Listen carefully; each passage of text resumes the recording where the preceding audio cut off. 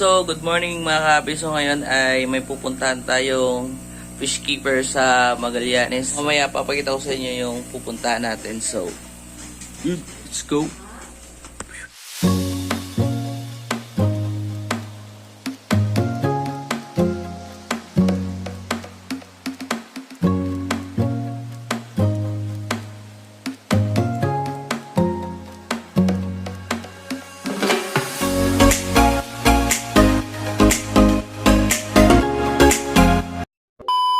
So, kararating ko lang dito sa Magallanes, Agusan del Norte. Nandito tayo sa pet shop ni Sir Bon. Papakita ko sa inyo yung stock nila.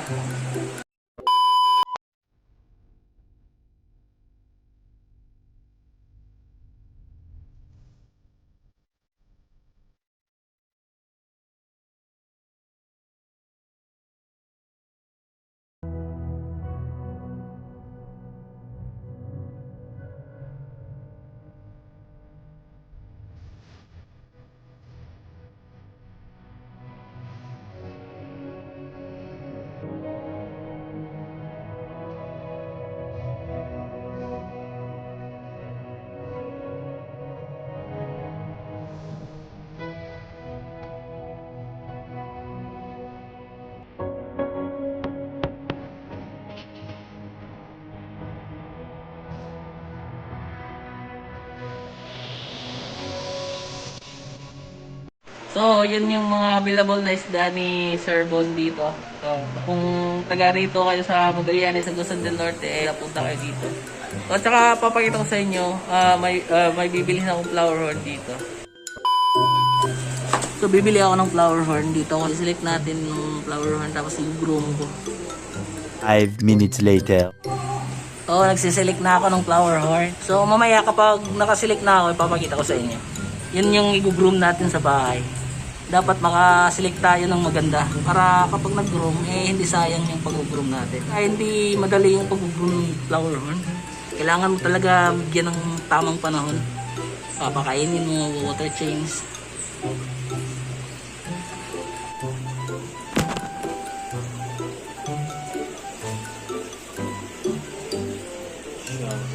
Kasin ko, pinsan ko, ito kasi Boss Bon, may pupuntahan kami ngayon. Yun, let's go.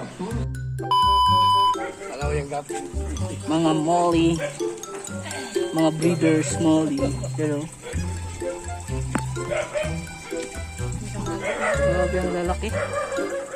Ang dami, tapos ang lalaki ng mga molly. Ano? Tapos ito yung mga fry ng mga molly.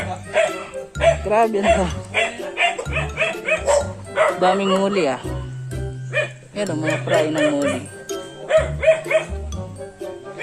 Yan o.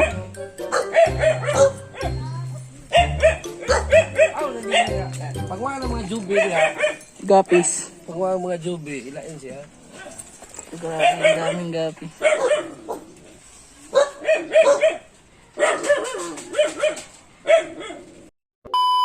So ito yung mayari, si Cram Keepers. Boss, shout out. Yeah, go.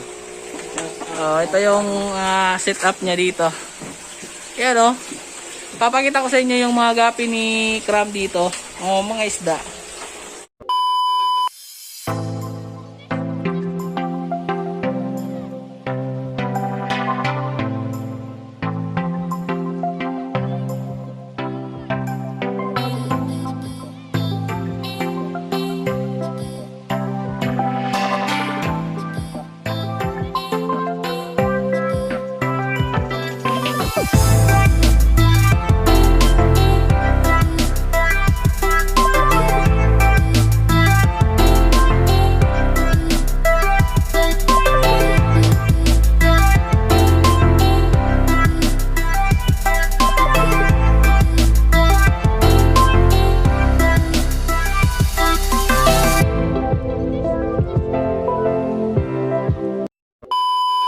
So may mga gapi si Cram Keepers dito. Yan, bluegrass, Japan blue red tail. Medyo napakalapad nung caudal niya. Yan o. Yan o. Oo, delta tail.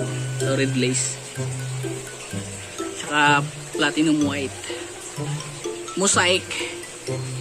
Mga breeders to. Mga breeders. HB Blue. Tapos ito, white mosaic. Yan. Tsaka may mga neon zebra dito, danyo. Zebra neon green. Ready to breed na. Yan o, baka gusto nyong bumili. So ilalagay ko yung Facebook ni Cram Keepers saka ni Sir Boon. So yan. So medyo maliliit pa yung mga fry ng mga gapi ni Sir Cram dito. Boss Cram. Yan o. Medyo maliliit pa. HB Blue. Red lace yata to. Yan o, maliliit pa. Hindi pa daw siya nagbebenta ng mga gapi. Paparami pa daw siya. Yan, mga jury size pa. Meanwhile, Nandito na tayo sa isang goldfish breeder. Yan yung mga breeders ng goldfish niya. Tapos meron pa dito. Bali, papakita ko sa inyo yung area niya dito.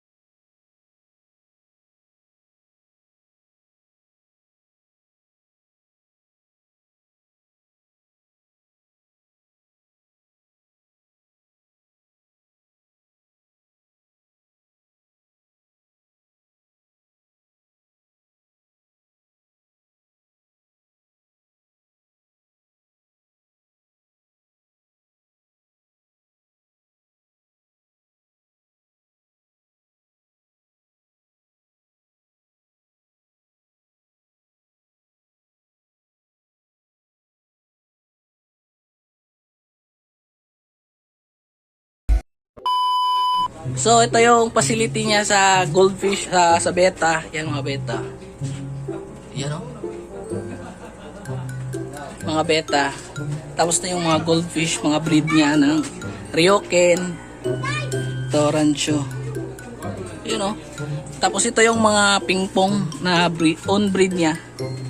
Yan mga malalaki na. May mga medyo maliliit ba ito. Yan. Tapos mga breeders niya na Oranda, Apache, tsaka Red White. Ito isa pang Apache dito. Tapos Ryoken. Tapos Red White na Oranda, mukhang na-stress na. Yan o. Tapos dito. So may mga breed pa si Kuya dito. Yan, sa mga Ryoken, maliliit pa.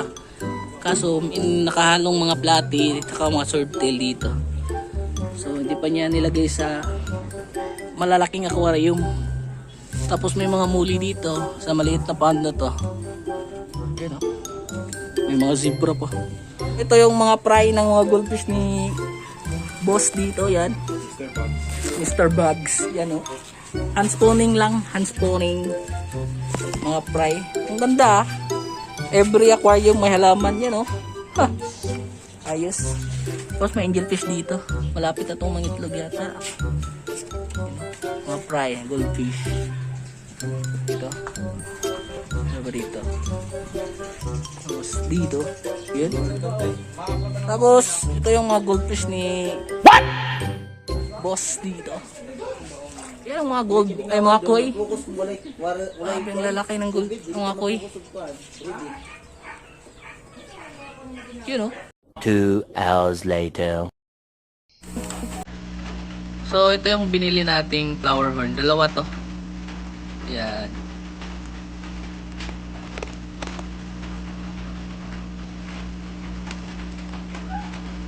Yan o. So dito natin ilalagay.